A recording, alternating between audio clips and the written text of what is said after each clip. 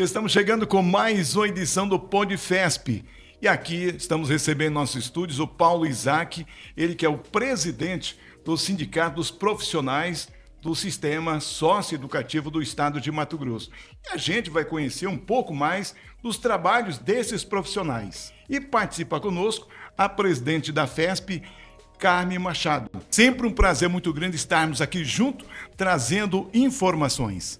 Isso mesmo, eu queria nesse momento fazer um agradecimento especial ao presidente Paulo Isaac, que é presidente do Sindicato dos Profissionais Socioeducativo do Estado de Mato Grosso.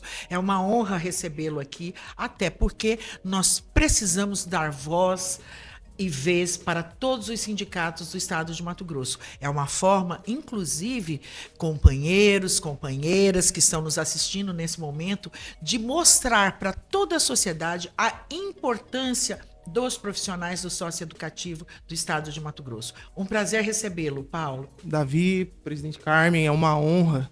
E, em nome de todos os servidores do sistema socioeducativo, gostaria de agradecer a oportunidade de dar esse espaço para o sistema socioeducativo aparecer no cenário estadual.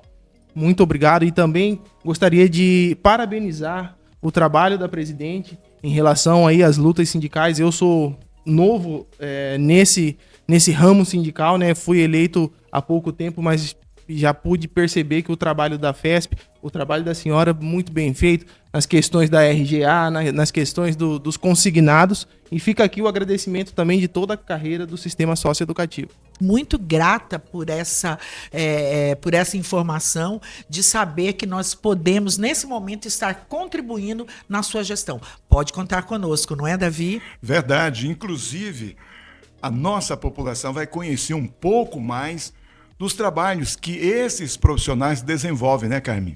Exatamente. É uma oportunidade ímpar, sabendo que nós estaremos presentes com a sua fala, com a fala de todos os profissionais do socioeducativo nos 142 municípios do estado de Mato Grosso. Presidente Paulo Isaac, como que é o trabalho desenvolvido pelos agentes dentro do sistema socioeducativo? Fale um pouquinho pra gente.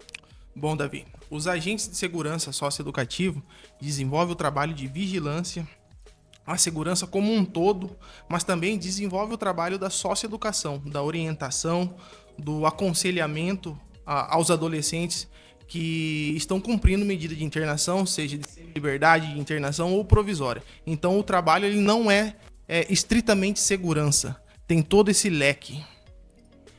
Presidente, esses menores que vão para o sistema socioeducativo, como que é o perfil deles? Porque é claro que eles cometeram lá fora a infração, né? Ou seja, eles vão para o sistema para serem reeducados. Aí eu pergunto sobre o perfil deles. Bom, Davi, atualmente o cenário que a gente vive é de em torno de 90% dos atos infracionais que se encontram em internação no estado de Mato Grosso atos infracionais de homicídio, de envolvimento com organizações criminosas, dentre outros que são de cunho sexual ou um roubo majorado de grande repercussão. Mas hoje o público do sistema socioeducativo é 100% de atos infracionais análogos a crimes hediondos. Porque é interessante a gente estar colocando isso para a nossa população, que ali não está sendo, digamos assim, vocês não estão trabalhando com crianças, com menores que cometeram pequenos delitos.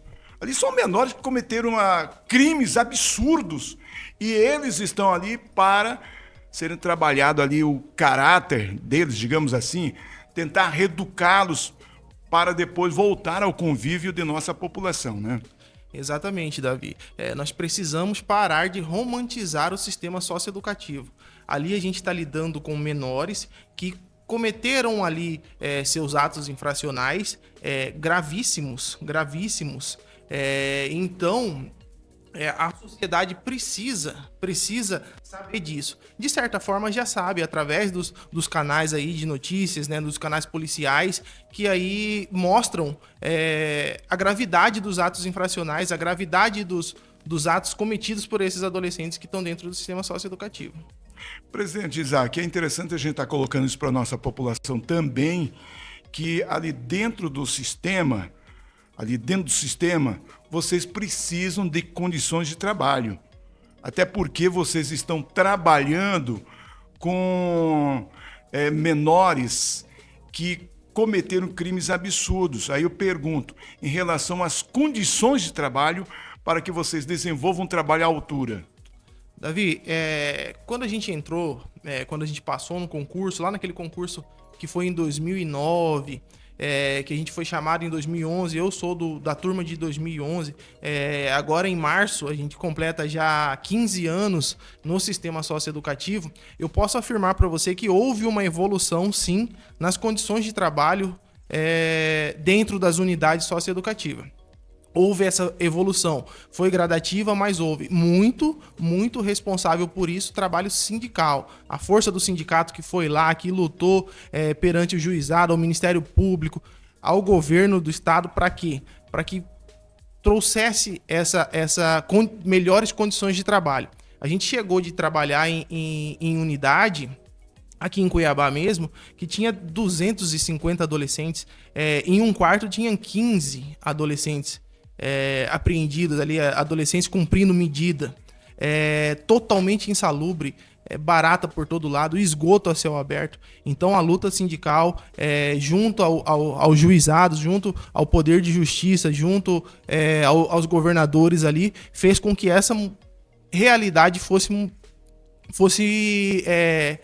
mudada, né? A gente conseguiu mudar essa realidade. Hoje a gente tem unidades aí no interior do estado, unidades novas que foram entregues aí há menos de 2 anos, que já está toda organizada, já está cumprindo com o que preconiza o SINASE, que é capacidade para 60 adolescentes, separação de provisórios e internados. Então, assim, eu posso afirmar para você que as condições de trabalho melhoraram muito. Ainda não é ideal, a gente precisa evoluir mais ainda, mas assim melhorou bastante, significativamente.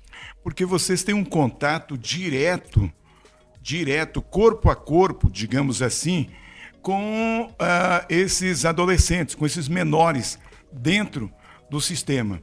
Aí eu pergunto para você também, e é uma dúvida que muitos têm, como é que funciona esse trabalho? Que tipo de atividades também é desenvolvido para recuperá-los dentro do sistema? Bom, Davi, os adolescentes, eles têm escola regular, né? Eles têm a carga horária escolar, que é obrigatoriamente cumprida dentro das unidades socioeducativas.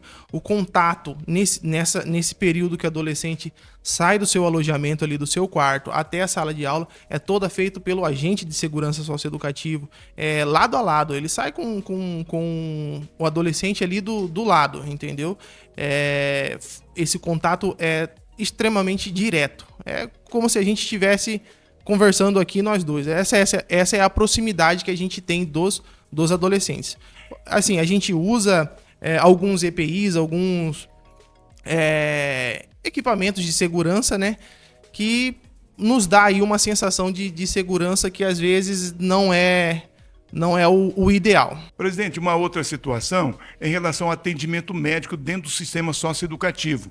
Como vocês têm um contato direto com esses adolescentes, se um adolescente tiver com uma doença contagiosa, uma tuberculose, por exemplo, como é que funciona esse atendimento?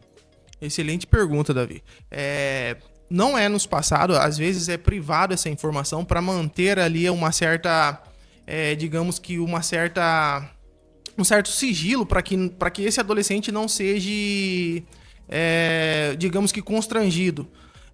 Ao meu ver, ao ver do sindicato, isso aí é extremamente prejudicial para o servidor, chega a ser até irresponsável.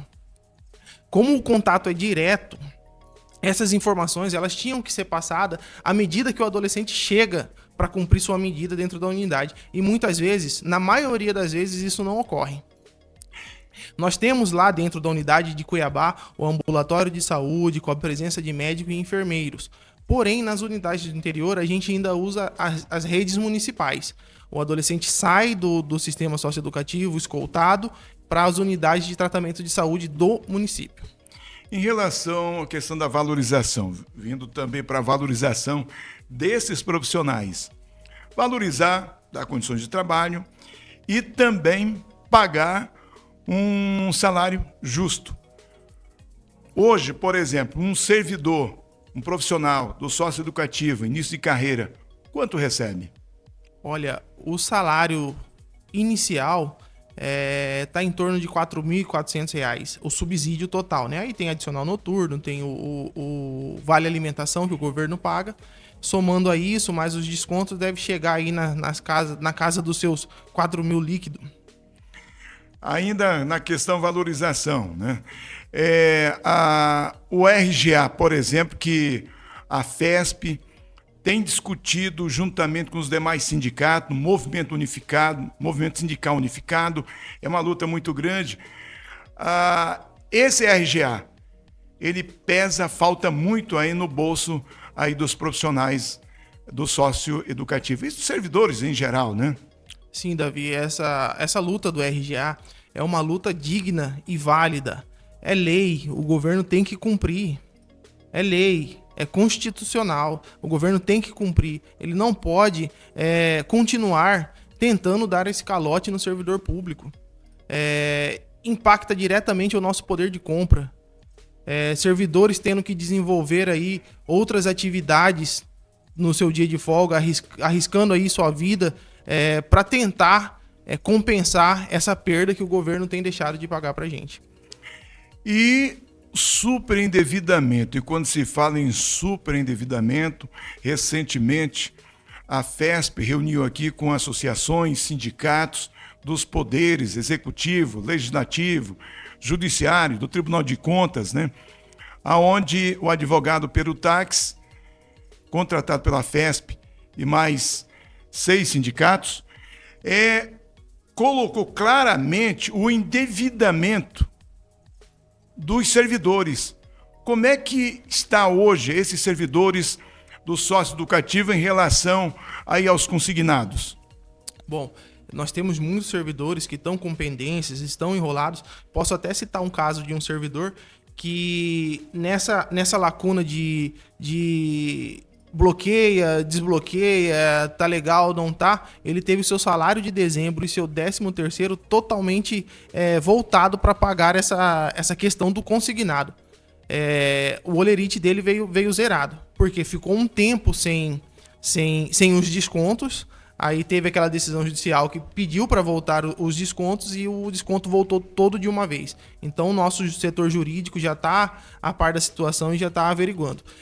Eu acredito que nós devemos, nós como entidades sindicais, temos que propor alguma coisa que resolva logo esse problema, entendeu? A gente não pode ficar martelando, querendo causar alguma coisa a mais do que a própria resolução dos problemas. Eu penso que temos servidores que realmente necessitam de fazer um empréstimo consignado, seja para tratamento de saúde, seja para aquisição. Isso aí já é um problema dele, é pessoal dele. O que não pode é a gente ficar protelando para resolver e não chegar num consenso e resolver o que realmente é benefício para o servidor público.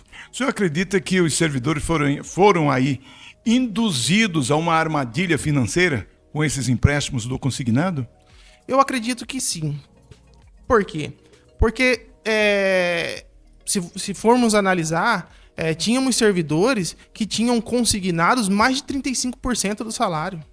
Tínhamos servidores que não recebiam quase subsídio de R$1.000 aí comprometido, seja consignado de forma direta, seja nos cartões consignados.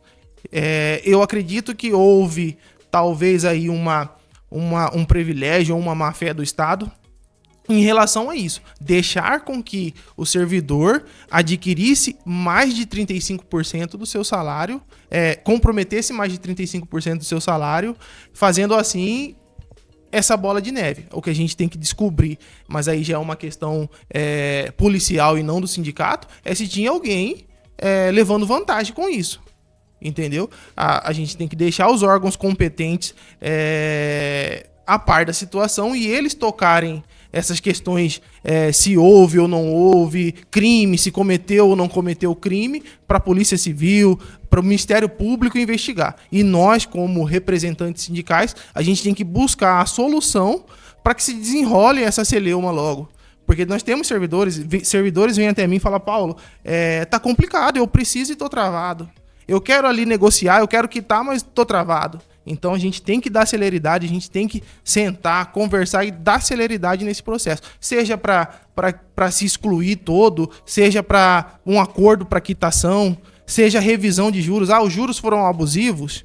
Então vamos lá, vamos sentar, vamos tirar os juros, vamos ver o que já foi pago. O que já foi pago, dá para excluir o total dos débitos? Não, falta isso. Vamos propor para o servidor condições para que ele resolva da melhor forma possível e o mais rápido possível. Agora, o impressionante é que o governador não quer conversar com a FESP, com os sindicatos, com as associações, ou seja, com o movimento sindical unificado, né? Por que o governador não quer conversar, hein? Pois é, Davi, todos nós nos lembramos do governador Pedro Táxi. Ficou um ou outro salário atrasado, o RGA ele parcelou alguns, entendeu? E o governador Mauro Mendes, ele veio lá no seu primeiro mandato, na campanha política, dizendo que ia valorizar o servidor, que ia pagar a RGA, toda a RGA anualmente. Sim, tivemos aí a pandemia que prejudicou de alguma forma, mas a arrecadação do Estado, mesmo nesse período de pandemia, só cresceu. Então não tem motivos para o governador não sentar com os sindicatos, não conversar. Até acho que a mobilização foi talvez um pouco tardia. Talvez se a gente tivesse começado lá atrás, já a pressionar, já ir na Assembleia, já cutucar o governo, talvez hoje a gente teria ganhos maiores aí, né? E essa postura do governador Mauro Mendes de não receber os sindicatos só demonstra o que ele pensa, o que ele acha do servidor público do estado de Mato Grosso. Você vê que todas as conquistas até agora, na base da pressão, né? Você vê o movimento, talvez seja um dos maiores movimentos do sindicalismo. Foram esses que vêm acontecendo ultimamente na Assembleia Legislativa. O governador não queria sentar com os sindicatos, com as associações, com o movimento sindical unificado. A FESP fez pressão em conjunto com todos os sindicatos, reuniões, debates, discussões, até que o governador cedeu um pouco, encaminhando o projeto da RGA para a Assembleia Legislativa do Estado de Mato Grosso. Não foi aquilo que o movimento esperava, né? Agora eu te pergunto, para a gente finalizar, os servidores públicos, eles têm que entender a importância que se tem os sindicatos na vida dos servidores. Por quê?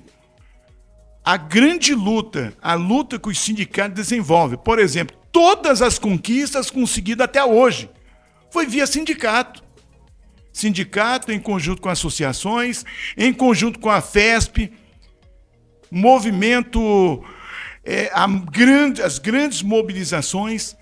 Então, toda a luta, todas as conquistas que se conseguiu até hoje foi através de pressão. Aí eu pergunto, os servidores têm a consciência da importância de estarem sindicalizados, somando com os sindicatos? Porque na hora de colocar a cara, a tapa, são os sindicatos, é a federação, as associações, mas também essas entidades precisam do respaldo dos filiados. Aí eu pergunto, a consciência dos servidores em relação de estarem organizados em seus sindicatos, contribuindo, como é que o senhor avalia essa questão? Bom, Davi, essa questão de filiação, dos servidores entender realmente a importância do sindicato, a importância sindical, não é uma coisa que eu digo para você que é simples. Nós temos servidores, sim, acredito que a grande maioria sabe da luta, sabe do trabalho que o sindicato faz em prol da carreira do servidor, melhorias, essa questão do RGA foi muito importante A luta sindical, eu tive servidores que falaram que não, o governo ele já estava com a intenção de dar esse 1.14. Falei, negativo. Se não fosse a luta sindical, se não fosse a pressão em cima dos deputados, a pressão em cima do governo do estado, nem isso ele cederia. Esses 1,14 foi uma conquista sindical. E vamos lutar para que ele honre com o restante. Não vamos parar só nesse 1.14, né? Nesse 1.14. É uma luta que ainda terá outros capítulos. E a pressão continua, né? A pressão é muito grande. Daí a importância dos servidores estarem juntos com os sindicatos, com as associações, com a federação, com o movimento sindical unificado. Por quê?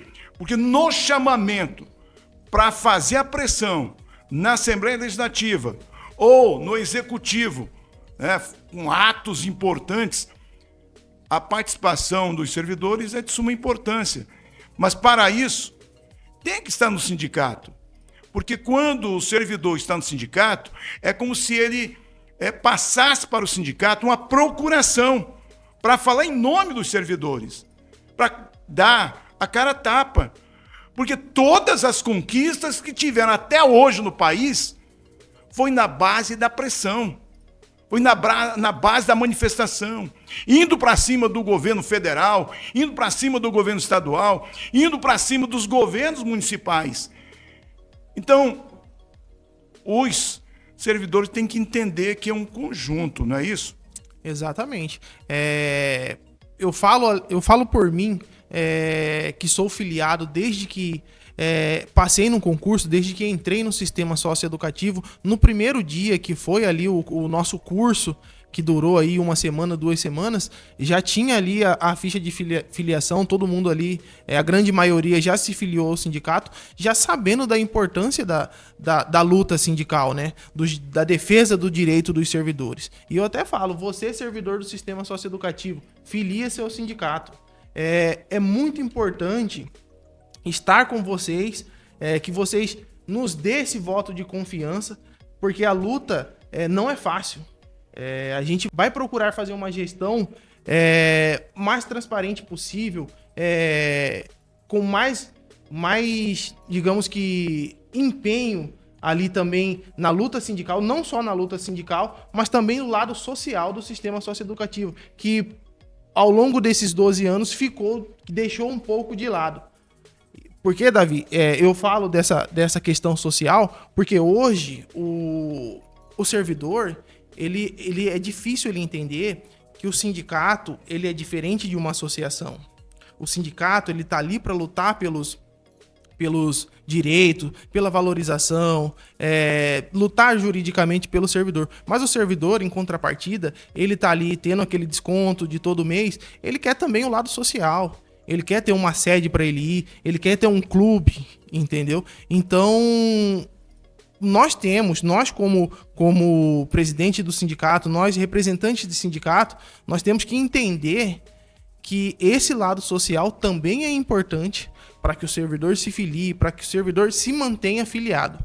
E assim, uma outra questão... Até porque, né, presidente, eu acho que a contribuição sindical, por mais pequena que seja, que cada servidor contribua, lá na ponta é uma somatória importante para as grandes mobilizações, né? Exatamente. Porque uma mobilização tem custo, não é verdade? Então daí a importância de estarem juntos, né?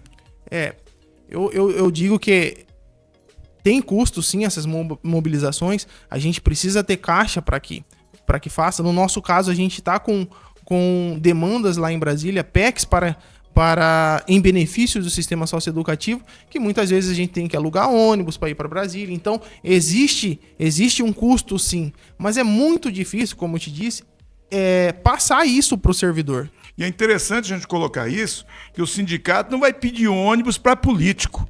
Como é que eu vou pedir ônibus para um deputado estadual, sendo que eu estou fazendo pressão para que ele vote um projeto que beneficie a nossa categoria? Como é que eu vou pedir um ônibus para um deputado federal, sendo que eu vou lá para Brasília, nós vamos para Brasília para pressioná-los. Exatamente. Então precisa ter independência, né? Sim. Daí a importância da participação do servidor. Essa é a importância da participação, mas é muito difícil conseguir fazer que o servidor entenda que isso é o mais importante. As questões, as lutas, as melhorias que vêm aí com a pressão do sindicato, com a presença do sindicato, seja mais importante. O servidor, ele quer ao tempo todo benefícios e não tira a razão. Porque eu também, quando estava lá como filiado do sindicato, cobrava esse tipo de atitude. Então, hoje o sindicato ele tem que se tornar um sindicato, mas também pegar essa parte social da associação. Ele tem que ser os dois.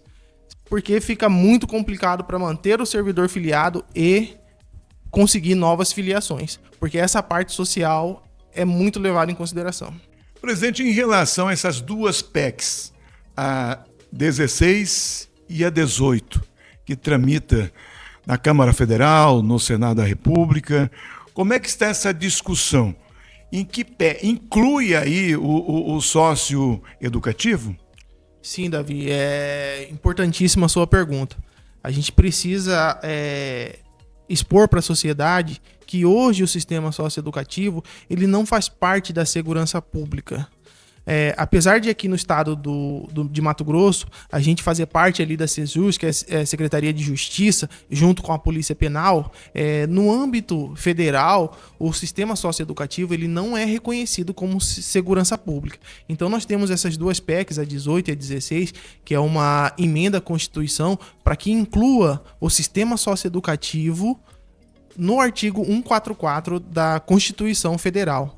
Isso vai ser muito importante, isso vai dar um salto para a nossa carreira de agente de segurança do sistema socioeducativo, para a carreira de analista do sistema socioeducativo, para a carreira de assistente administrativo, que como um todo seremos reconhecidos como segurança pública. Quer dizer que no momento vocês não são reconhecidos. Não somos reconhecidos nacionalmente como segurança pública. Ou seja, quando vem recurso para a segurança pública, os investimentos não chegam até vocês. Recursos federais, não.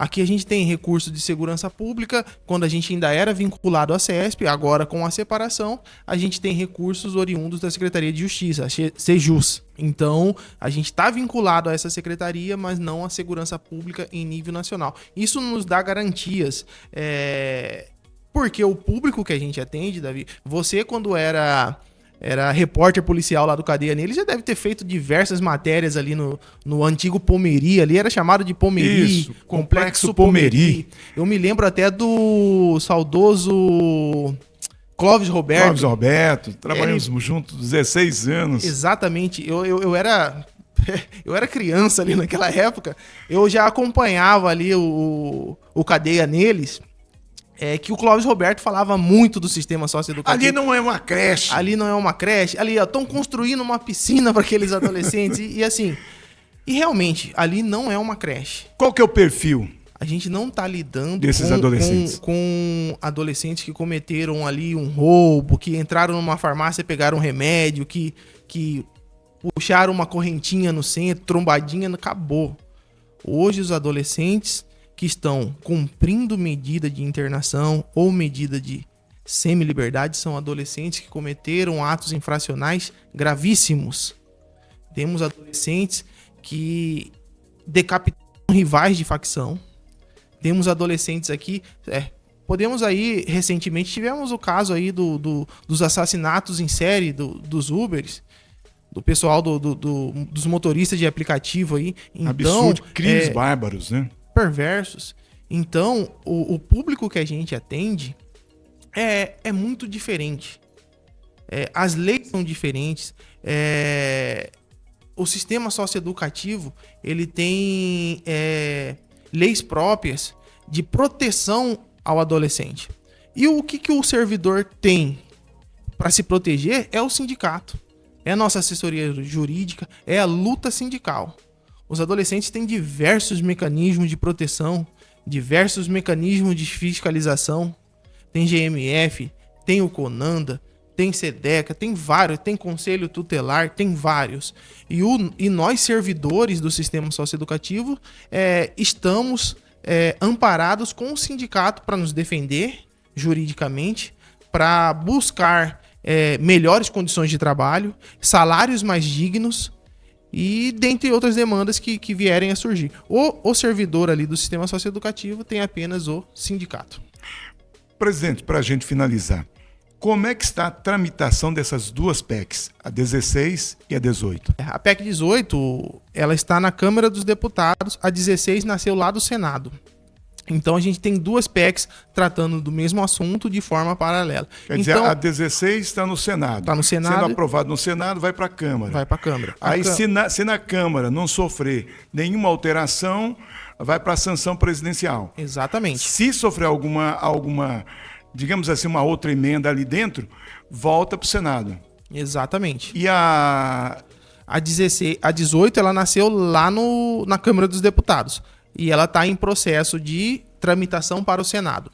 Então, assim, a luta sindical é fortalecer as nossas bases para que a gente consiga chegar a esses deputados, a esses senadores, para explicar a importância do sistema socioeducativo fazer parte da segurança pública, para que eles dêem um voto de confiança no servidor, dê um voto favorável a essa causa do sistema socioeducativo. A gente tem conversado com deputados aqui do estado de Mato Grosso, tem conversado bastante com senadores e, assim, acredito que nesse ano mesmo a gente consiga uma vitória para o sistema socioeducativo no âmbito nacional. Paulo, estou muito feliz por ter tido essa oportunidade de conhecer um pouco mais as especificidades dos profissionais do sistema socioeducativo de Mato Grosso. Tenho certeza que todas as informações que você trouxe a público para toda a sociedade mato-grossense vão fazer a diferença no conhecimento desses tão importantes profissionais que fazem a segurança, a vigilância no estado de Mato Grosso, no sistema socioeducativo. Muito grata pela presença, obrigada mais uma vez a todos os profissionais do socioeducativo do estado de Mato Grosso. Bem, presidente Carmen, é sempre um prazer muito grande a gente estar reunidos aqui, é claro, trazendo a boa informação à nossa população. O Paulo Isaac, muito obrigado pela participação, prazer intenso em tê-lo aqui conosco. Davi, eu que agradeço a oportunidade de estar aqui, de vocês terem dado essa voz para o sistema socioeducativo do estado de Mato Grosso. Mais uma vez, em nome de todos os servidores, agradeço imensamente a você, a presidente Carmen, por essa oportunidade. E eu contei com o apoio técnico do jornalista Luiz Henrique, no marketing, Herbert. Sempre um prazer muito grande estar aqui trazendo a boa notícia, a boa informação. A todos, um forte abraço e até o nosso próximo encontro.